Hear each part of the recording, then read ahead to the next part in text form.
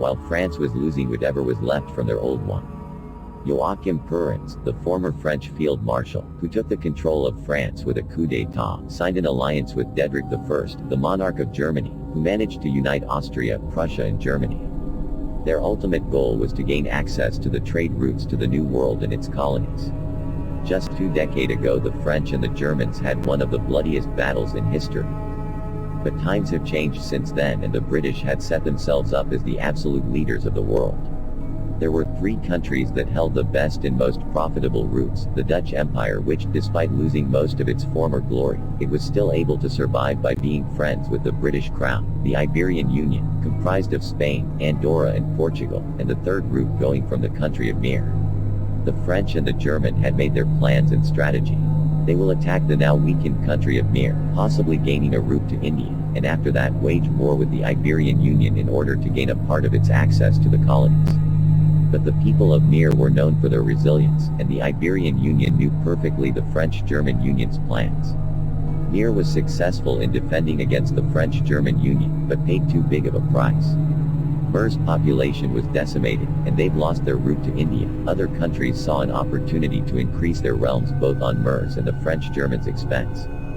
So the Great War started. The country of Mir lost a third of its territory, while the Germans and the French lost a fourth of its combined territory, and all 3 countries lost countless of their young and capable young men. After the Great War ended, Frank III knew he had no choice. He was in no position to strengthen the country of Mir, marshalling. What he did have, though, was one of the most brilliant physician scientists, Martin Karev. During the Great War, Frank III and Karev formed a group of the country's top doctors, led by Karev himself, whose goal was to perform experiments in order to create the perfect and super powerful human being. The project was kept in secret. Even some of the doctors didn't know what they were creating. During the Great War, many of the subjects came from the soldiers who got injured in the battles. The experiments contained many unsuccessful attempts, but during this process they created a couple of super powerful soldiers. These super powerful soldiers were nicknamed Ken. The other ones were kept locked in cages to further monitor their progress and the repercussions the experiments had on them. After the Great War, Frank III was preparing for another war, one in which he won't be signing a Carthaginian peace. But years after the Great War, all hell broke loose. After the plans for this were leaked by a trusted member of the monarchy, the people in the west of Mir, the part of the country which suffered the most from the war, formed the resistance. A revolutionary movement with only one goal: the overthrow of the monarchist government, and to depose Frank III from his position of power, either peacefully or by force.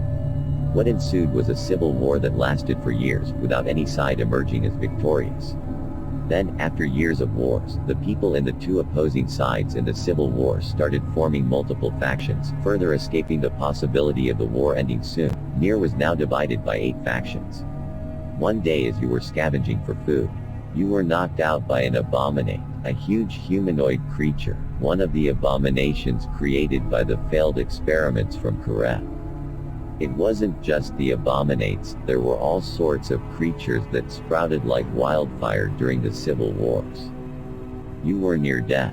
Fortunately, one of the Resurgence's members spotted you and took you in their base. With their help you managed to survive to this day. You are Ken, one of the successful test subjects. This is your story. The fate of Mir is in your hands.